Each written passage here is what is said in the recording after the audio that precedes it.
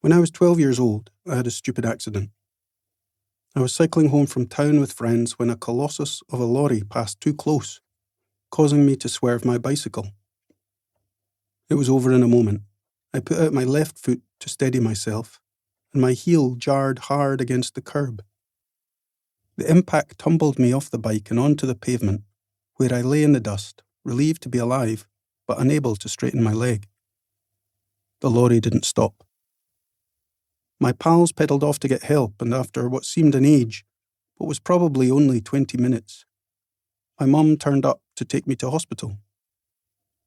An X-ray showed that the topmost piece of my shin bone, the tibial plateau, had splintered and a fragment had become lodged at the back of my knee joint. And just as a sliver of wood can hold back a heavy door, that tiny fragment wedged my knee in a bent position. I was taken to an operating theatre where, under anaesthetic, a surgeon wrenched the knee back and forth until that splinter of bone fell into place. A cylinder of plaster was rolled around the leg. I was given some crutches and told to come back in the autumn. To be immobilised in plaster through the summer holidays would have its challenges for any 12-year-old, but it was once the plaster was removed that my journey of recovery really began. A metamorphosis had occurred. The knee had become bulbous, and my thigh and calf seemed by comparison stick-like, wasted and malnourished. A fine peelage of hair had sprouted under the protection of the plaster, bizarrely dark against skin that was now white as bone. When I tried to walk, the knee wobbled and gave way. It took months for my leg to feel like my own again. Months of boring, punishing exercises to build up the muscle.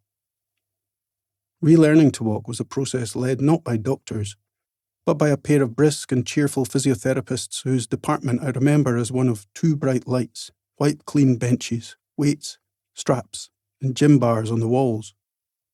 I can recall the distinctive disinfectant smell of the floor cleaner, and the regular company of a man I'd met previously on the ward who had shattered his leg in a motorbike crash. He was big, with a black moustache and stubble, and with a delicate gold hoop that hung from one of his earlobes. As we groaned and sweated together, lifting weights attached to our ankles, he joked about how I was recovering more quickly than him. When I think of that period of convalescence now, I remember afternoons at home reading in the sunshine and doing my physiotherapy exercises, at first tentatively, then with more confidence. The days were busy with sounds, of birds in the garden, cars in the distance, wind moving through the barley of the field behind the house. For 12 years my body had rarely stopped, and it seemed unnatural to have it rendered so motionless, as if with my injury the nature of time itself had warped and transformed.